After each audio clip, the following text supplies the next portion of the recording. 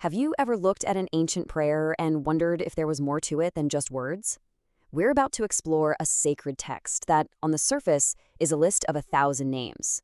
But what if it's actually a coded map of the entire cosmos? Today, we're diving deep into the mystery of the Lalitha Sahasranamam. Take a look at this. This intricate symbol is called the Sri Yantra. It's considered a geometric diagram of the universe itself. Think of it as our first major clue. It's telling us that the text we're about to unpack isn't just poetry. It's a highly structured blueprint for reality. And that really brings us to the central question of this whole explainer. What if a prayer wasn't just a list of praises, but a detailed, deeply coded map of reality itself? Well, let's find out. Okay, so first things first. Let's look at what the Lalitha Sahasranamam appears to be on the surface. It's a type of devotional hymn, sure, but it's one with some absolutely fascinating secrets hidden right there in its very structure. A Sahasranama literally translates to 1,000 names. You see this kind of text a lot in Hindu traditions. Each name is meant to reveal a different facet of a deity's power. It's like trying to understand something infinite by looking at it from 1,000 different angles. But this is where the Lalitha Sahasranamam just stands apart from the rest. First, it has exactly 1,000 names, no more, no less. And get this, with 0 repeats. Second, there are no filler words, little words like and or but that poets often use to make the rhythm work. And maybe most incredibly, the whole thing is written using only 32 specific letters of the Sanskrit alphabet. This isn't just poetry, it's a masterpiece of linguistic and spiritual precision. Now, that kind of precision is never an accident, right? It's a huge signal that this hymn is way more than a poem. It's actually the cornerstone of a secret ancient tradition known as Sri Vidya. Sri Vidya basically means the science of auspicious wisdom. It's a complete spiritual system. We're talking sacred sounds or mantras, complex diagrams like the Sri Yantra we just saw, which are called yantras, and specific ritual practices or Tantra. And the core belief of this whole system is the worship of the divine feminine as the ultimate source of all reality. And at the very heart of this tradition is the goddess Lalitha Tripura Sundari. Her name is just so descriptive. Lalita means the playful one, which suggests the entire universe is her divine game. And Tripura Sundari means the beautiful one of the 3 worlds, pointing to her control over different states of consciousness, like waking, dreaming, and deep sleep. And this is what really makes the practice stand out. It's not about rejecting the world to find peace. As the teachings say, the path of Sri Vidya is unique because it promises both worldly fulfillment, bhoga, and spiritual liberation, moksha. It's a truly holistic, life-affirming approach. Okay, so now we're ready to go even deeper. If this hymn is so central to such a profound tradition, then those 1,000 names have to be more than just praise, right? They are, in fact, a kind of secret code that describes the very fabric of reality. This leads us to a really fascinating paradox. The names in the hymn describe the goddess as being literally everything in the universe, but also as being beyond it all, formless, without any qualities. So how can she be both everything and, well, nothing at all? The answer is hiding in the philosophy of non-duality. Non-duality, or Advaita, is this mind-bending idea that deep down, everything is one single connected reality. All the separate people and objects we see every day, that's considered an illusion, a concept called Maya. Now, the illusion isn't that the world doesn't exist, but that its separateness is just a misunderstanding.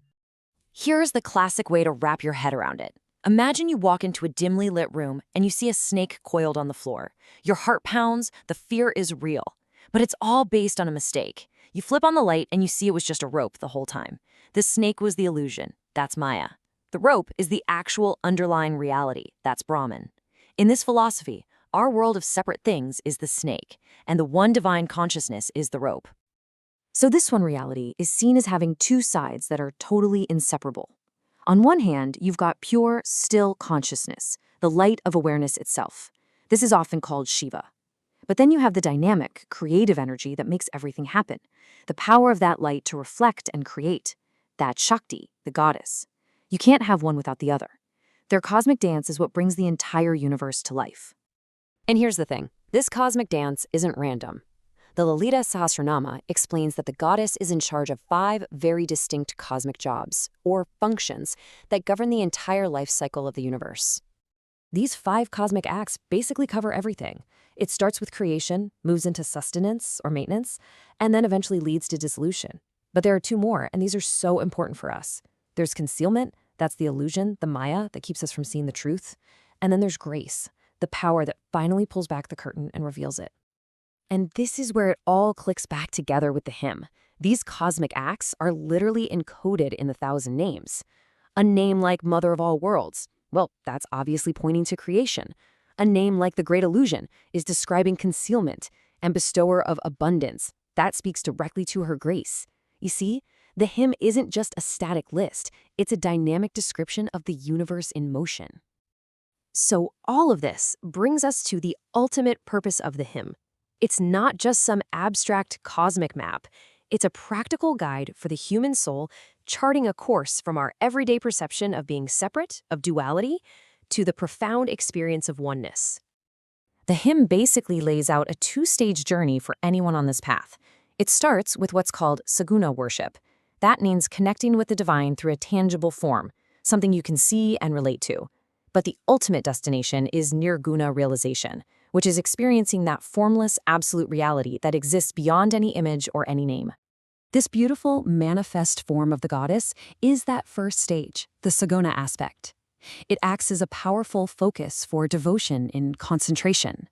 It gives the human mind, which loves things it can grasp, a tangible way to build a relationship with the infinite, to connect with something that might otherwise feel way too abstract. But then, the path takes a fascinating turn. It introduces this powerful technique of nati-nati, which means not this, not this. The idea is you mentally discard everything you can possibly perceive or define. Your body? Not this. Your thoughts? Not this. The world? Not this. It's about peeling away every single layer of illusion to discover what's left when everything else is gone. And what is left? Well, that's the final, breathtaking realization, summed up in this famous declaration, Tat Twam Asi, which means, thou art that. It's the profound discovery that your individual self, at its very core, was never actually separate from the one universal consciousness to begin with. The map has led you right back home, to your own true nature. So in the end, the Lalita Sahasranama reveals a universe that isn't just random bits of matter, but a conscious, intelligent, divine play. And that leaves us with a final question that isn't about the cosmos, but it's about you. If all of reality is a divine performance, what role are you playing?